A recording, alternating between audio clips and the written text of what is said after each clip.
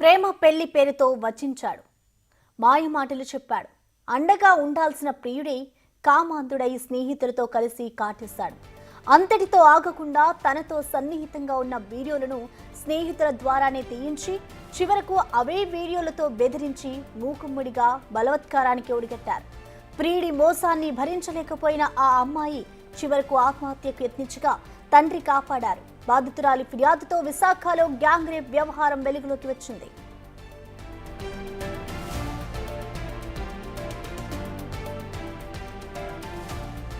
విశాఖలో లా విద్యార్థినిపై నలుగురు యువకులు గ్యాంగ్ రేప్ ప్రకంపనలు రేపుతోంది. ప్రియుడే దగ్గరుండి స్నేహితులను ఉసిగొల్పి అత్యాచారానికి పాల్పడిన ఘటన సమాజంలో మహిళలకు రక్షణ కరువైందని మరోసారి గుర్తు చేస్తోంది. లా విద్యార్థినికి సహా విద్యార్థి వంశీతో ఏర్పడిన స్నేహం కాస్త ప్రేమగా మారింది. ఇద్దరూ బాగానే ఉండేవారు. పెళ్లి కూడా చేసుకోవాలనుకున్నారు. ఇంతలో వంశీ శారీరకంగా కావాలంటూ ఆమెపై ఒత్తిడి పెట్టాడు. అందుకు ఆమె నిరాకరించింది. కానీ ఎలా అయినా ప్రియురాలిని అనుభవించాలనే వంచతో బలవంతంగా లోపర్చుకున్నాడు.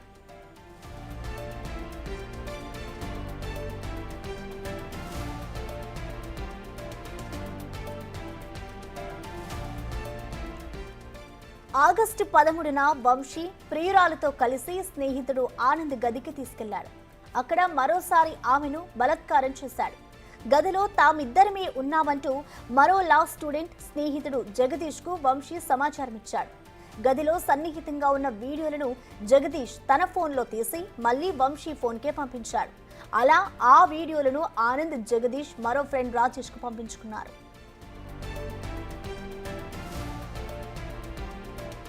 ఇక ఆ వీడియోలతో యువతిని బెదిరించి నెలల తరబడి సామూహిక అత్యాచారం చేస్తూ వచ్చారు. తాము చెప్పింది వినకపోతే సోషల్ మీడియాలో వీడియోలు పెడతామని బెదిరించడంతో యువతి భయపడిపోయింది. 3 నెలలుగా మానసిక వేదనతో కుంగిపోయింది. చివరకు ఈ నెల 18న ఇంట్లో ఉరివేసుకునేందుకు ప్రయత్నించగా తండ్రి అడ్డుపడి ఆమెను రక్షించారు.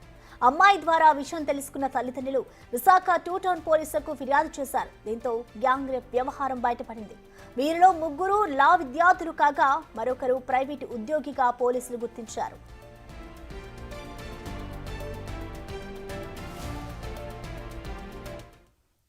ఈ ఘటనపై కంప్లీట్ డీటెయిల్స్ ని మా ప్రతినిధి రాజు అందిస్తారు వైజాగ్ నుంచి. రాజు, చెప్పండి, అసలు ఈ ఘటన ఎప్పుడు చోటు చేసుకుంది? ఇటు దీంట్లో కేసులో ఉన్న వీటికి సంబంధించి ఇటు పోలీసులు వారిని పట్టుకున్నారా? ప్రస్తుతం వాళ్ళకి సంబంధించిన డీటెయిల్స్ ఏమైనా తెలిసాయా రాజు? నిన్న యువతి లా విద్యార్థినికి సంబంధించినటువంటి కుటుంబ సభ్యులు 2 టౌన్ పోలీస్ స్టేషన్ లో కేసు పెట్టిన తర్వాత ఈ ఉదంతం అంతా బయటకు వచ్చినటువంటి పరిస్థితి అయితే ఉంది. కానీ దాదాపుగా ఆగస్టు నెల నుంచి కూడా నరక యాతన అనుభవిస్తున్నటువంటి పరిస్థితి అయితే ఉంది. ఎందుకంటే ప్రేమించినటువంటి ప్రియుడే యువతిని మోసం చేసి నమ్మించి మోసం చేసినటువంటి ఘటన అయితే ఇక్కడ వెలుగు చూసినటువంటి పరిస్థితి అయితే ఉంది. LLB చదువుతున్నటువంటి, అంటే 3rd ఇయర్ చదువుతున్నటువంటి 3 విద్యార్థులు, వంశీ అనే విద్యార్థి 3rd ఇయర్ విద్యార్థి ప్రేమ పేరుతో ఈ లా స్టూడెంట్ యువతిని మోసం చేసినటువంటి పరిస్థితి ఉంది. ప్రేమ పేరుతో తనని ప్రతిరోజు బయటికి తీసుకెళ్దాం, వివిధ ప్లేసెస్ లో తిప్పడం, తీసుకురావడం ఇది జరుగుతున్నటువంటిది. అయితే గత 1.5 సంవత్సరంగా వీళ్ళైతే ప్రేమలో ఉన్నారని పోలీసులు చెప్పినటువంటి వివరాలను బట్టి అయితే తెలుస్తున్నది. అయితే ఆగస్టు 13వ తేదీన ఆనంద్ అనే ఒక ప్రైవేట్ ఎంప్లాయ్, వీళ్ళకి కామన్ ఫ్రెండ్ గా ఉన్నటువంటి, అబ్బాయిలకి కామన్ ఫ్రెండ్ గా ఉన్నటువంటి ఆనంద్ అనే ప్రైవేట్ ఎంప్లాయీ తన రూమ్ కి కృష్ణా గార్డెన్ కి తీసుకెళ్లినటువంటి పరిస్థితి అయితే ఉంది. కృష్ణా గార్డెన్ కి తీసుకెళ్లిన తర్వాత ప్రేమించినటువంటి వ్యక్తే వంశీ ఆనంద్ కి ఫోన్ చేసి మేమిద్దరం మాత్రమే సింగిల్ గా ఉన్నాము, ఇక్కడ ఎవరు లేరు, నువ్వు రమ్మని చెప్పినటువంటి నేపథ్యంలో తన గదికి వచ్చిన తర్వాత తన కిటికీలో నుంచి రహస్యంగా వీళ్ళు ఏకాంతంగా ఉన్నటువంటి వీడియోలను అయితే చిత్రీకరించినటువంటి పరిస్థితి అయితే ఉంది. అది చిత్రీకరించినటువంటి ఆనంద్ ఆ ఫోటోలు మళ్ళీ వంశీకి పంపించడం, వంశీ తిరిగి రాజేష్ అదేవిధంగా జగదీష్ అనే వ్యక్తులకి పంపించినటువంటి పరిస్థితి అయితే ఉంది. అలా ఒకరి నుంచి ఒకరికి షేర్ చేసుకుని ఒకరి తర్వాత ఒకరు ఆ వీడియోలు చూపించి లా విద్యార్థిని లైంగికంగా వేధిస్తూ అత్యాచారం చేసినటువంటి పరిస్థితి ఉంది. 3 నెలల నుంచి ఇదే విధంగా అత్యాచారం కొనసాగిస్తున్నారు. అయితే కొన్ని రోజుల క్రితమో తొట్లకొండ అనే ఆ ప్లేస్ కి, టూరిస్ట్ ప్లేస్ కి అక్కడికి వెళ్ళడం, అక్కడికి వెళ్ళిన తర్వాత అది అత్యంత నిర్మానుష్యంగా ఉండేటువంటి ప్లేసు.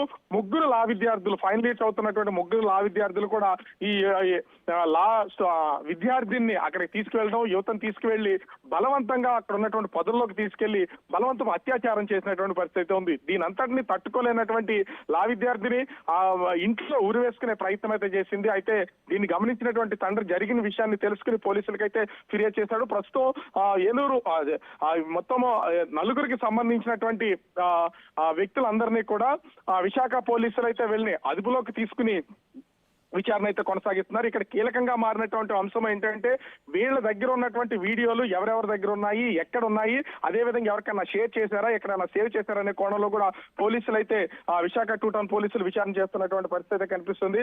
అయితే ప్రస్తుతం విశాఖ పోలీసుల దగ్గర నుంచి సిసిఎస్ లో దీని పూర్తిస్థాయి విచారణ అయితే ఉంది. ఇప్పటికే హోంమంత్రి వంగలపూడి అనిత దీని మీద చాలా సీరియస్ అయ్యి విశాఖ సిపి శంఖపత్ర బాగ్జీకి ఫోన్ చేసినటువంటి పరిస్థితి ఉంది. కేసును చాలా సీరియస్ గా తీసుకోవాలి, అదేవిధంగా నిందితుల్ని కఠినంగా శిక్షించాలి అని చెప్పినటువంటి పరిస్థితి ఉంది. అదేవిధంగా బాధితురాల కుటుంబాన్ని ఆదుకుంటాం, ప్రభుత్వ పరంగా న్యాయం చేస్తామని చెప్తున్నటువంటి పరిస్థితి ఉంది. ఓవరాల్ గా చూస్తే నమ్మించి ప్రేమించినటువంటి యువకుడే మోసం చేసినటువంటి పరిస్థితి ఉంది. తన స్నేహితులందరితో కలిసి సామూహిక అత్యాచారం చేసినటువంటి పరిస్థితి ఈ ఘటనలో వెలుగు చూసినటువంటి పరిస్థితి కనిపిస్తూ ఉంది. Prasanna, thank you Raju.